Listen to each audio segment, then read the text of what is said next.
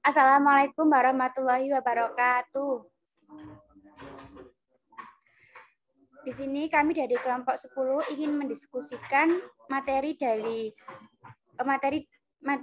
tentang anti monopoli dan persaingan tidak sehat.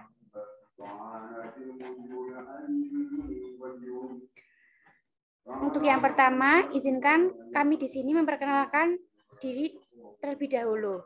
Yang pertama ada Mbak Ratna Nur Cahyaningsih dengan NPM 2110104016. Dan yang kedua saya sendiri Rahma Umi Masruro dengan NPM 2120104042. Dan yang terakhir ada Mbak Uslifa Nur Fakfira dengan NPM 2120104058. Untuk materi yang pertama yaitu pengertian monopoli. Pengertian monopoli menurut Undang-Undang Nomor 5 Tahun 1999 ialah suatu bentuk penguasaan atas produksi dan atau pemasaran barang dan atau penggunaan jasa tertentu oleh satu pelaku atau satu kelompok pelaku usaha. Menurut Black's Law Dictionary, monopoli adalah hak istimewa atau keuntungan khusus yang dimiliki oleh satu atau lebih orang atau perusahaan yang terdiri dari hak atau kekuasaan eksklusif untuk menjalankan bisnis atau perdagangan tertentu, memproduksi barang tertentu, atau mengendalikan penjualan seluruh pasokan suatu barang. Nah, secara umum monopoli adalah situasi pengadaan barang dagangan tertentu di pasar lokal atau nasional, sekurang-kurangnya sepertiga dikuasai oleh satu orang atau satu kelompok sehingga harganya dapat dikendalikan. Untuk pengertian pelaku usaha sendiri menurut Undang-Undang Nomor 5 Tahun 1999 ialah setiap orang atau badan, baik yang berbentuk badan hukum atau bukan badan hukum yang didirikan dan berkedudukan atau melakukan kegiatan dalam wilayah hukum negara Republik Indonesia, baik sendiri maupun bersama-sama melalui perjanjian menyelenggarakan berbagai kegiatan usaha dalam bidang ekonomi. Nah, untuk kriteria persaingan curang berdasarkan rumusan pasal 382 bis KUH pidana terlihat bahwa seseorang dapat dikenakan sanksi pidana atas tindakan persaingan curang dan harus memenuhi beberapa kriteria sebagai berikut. Untuk yang pertama, adanya tindakan tertentu yang dikategorikan sebagai persaingan curang.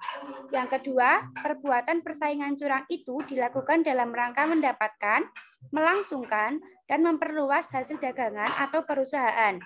Yang ketiga, perusahaan yang diuntungkan karena persaingan curang tersebut, baik perusahaan si pelaku maupun perusahaan lain.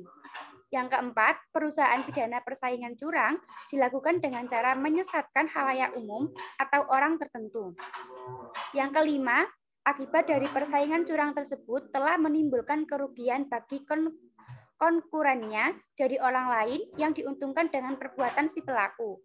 Dan yang keenam, yaitu akibat dari persaingan curang tersebut telah menimbulkan kerugian bagi konkurennya dari orang lain yang diuntungkan dengan perbuatan si pelaku.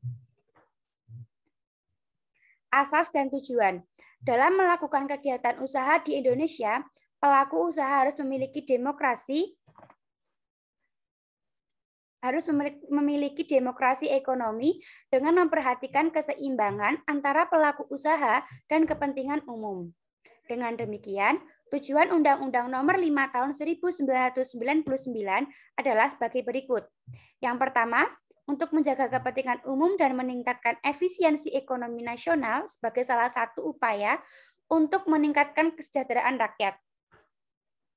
Yang kedua, mewujudkan iklim usaha yang kondusif melalui persaingan usaha yang sehat sehingga menjamin adanya kepastian pengaturan kesempatan berusaha yang sama bagi pelaku usaha besar, pelaku usaha menengah, dan pelaku usaha kecil. Yang ketiga, mencegah praktik monopoli dan atau persaingan usaha tidak sehat yang ditimbulkan oleh pelaku usaha. Dan yang terakhir ialah terciptanya efektivitas dan efisiensi dalam kegiatan usaha.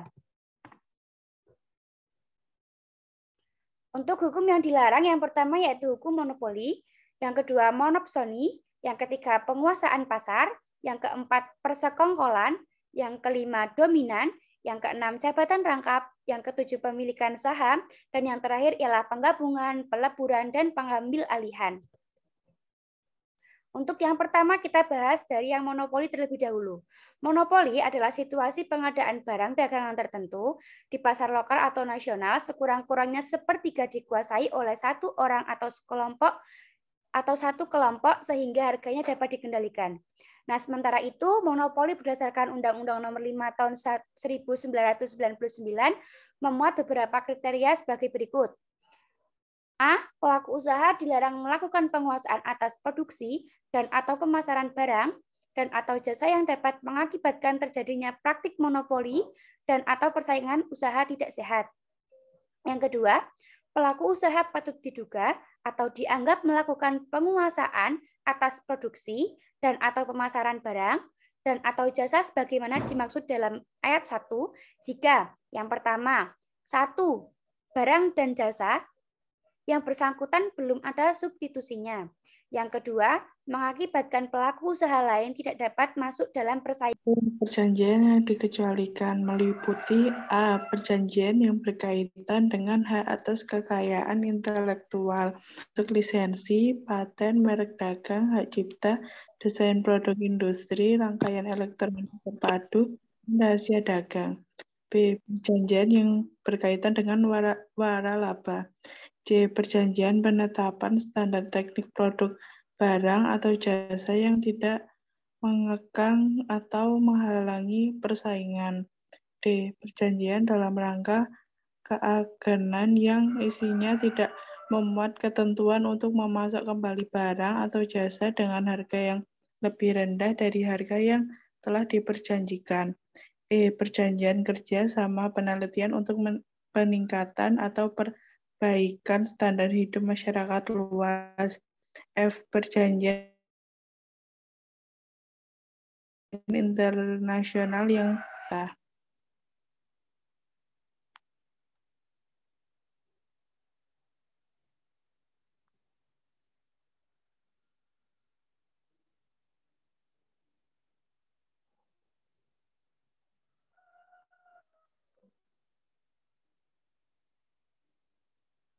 Next, Umi.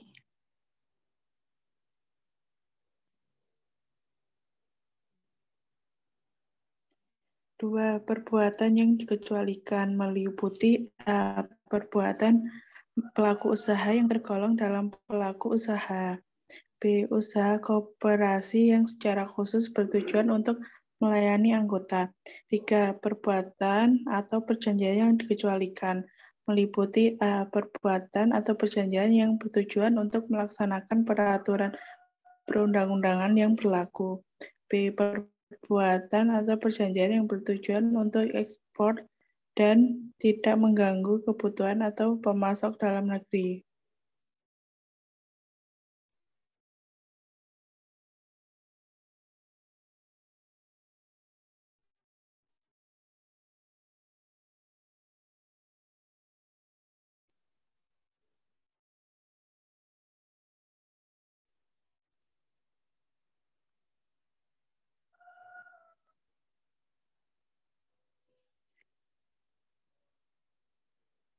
Next. Komisi Pengawas Persaingan Usaha. Komisi Pengawas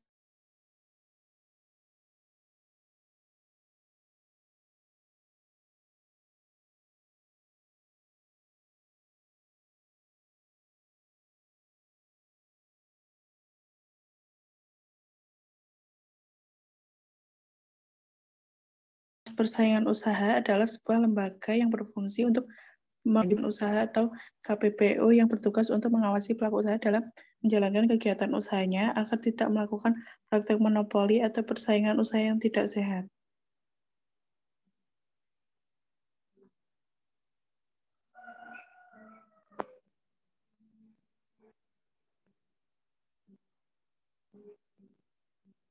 Tugas dan wewenang KPPU. 1. Melakukan penilaian terhadap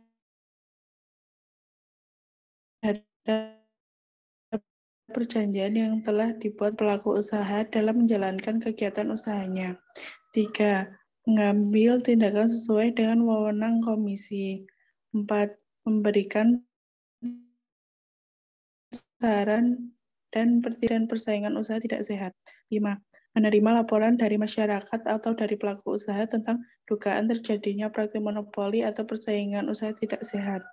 6. Melakukan penelitian tentang dugaan adanya kegiatan usaha atau tindakan pelaku usaha yang dapat mengakibatkan terjadinya praktik monopoli atau persaingan usaha tidak sehat.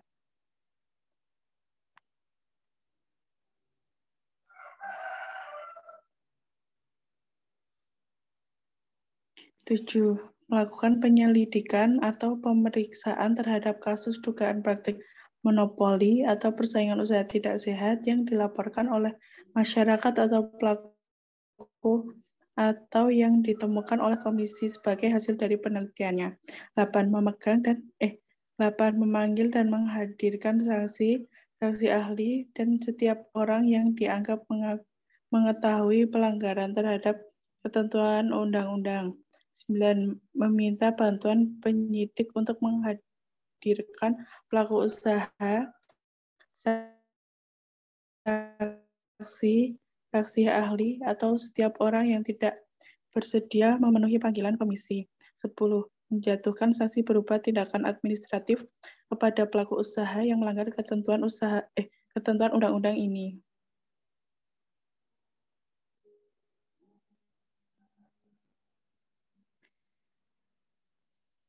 Sanksi berupa administrasi dapat berupa penetapan pembatasan perjanjian, pemberhentian integrasi vertikal, perintah kepada pelaku usaha untuk menghentikan posisi dominan, penetapan pembatalan atas penggabungan, peleburan, dan pengambilalihan badan usaha, penetapan pembayaran ganti rugi, penetapan denda serendah-rendahnya 1 miliar rupiah atau setinggi-tingginya 25 miliar rupiah.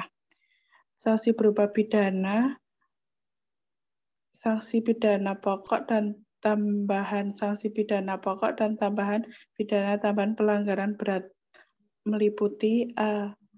Pencabutan izin usaha, B. Larangan kepada pelaku usaha yang telah terbukti melakukan pelanggaran terhadap undang-undang ini untuk jabatan awal atau minimal 2 tahun dan selama 5 tahun.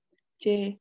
Penghentian kegiatan atau tindakan tertentu yang menyebabkan timbulnya kerugian pada pihak lain.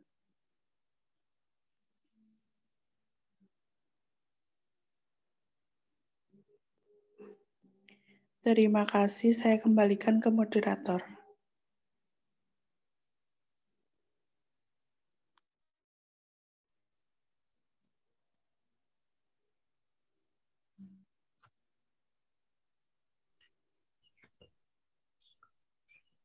Cukup sekian dari kelompok kami. Bila ada salah kata, perbuatan, maupun teknis penyampaian dari kelompok kami, mohon dimaafkan. Nah, kepada teman-teman yang ingin bertanya, kami mempersilahkan ditanyakan ketika kegiatan perkuliahan ini berlangsung. Cukup sekian dari kelompok kami. Wassalamualaikum warahmatullahi wabarakatuh.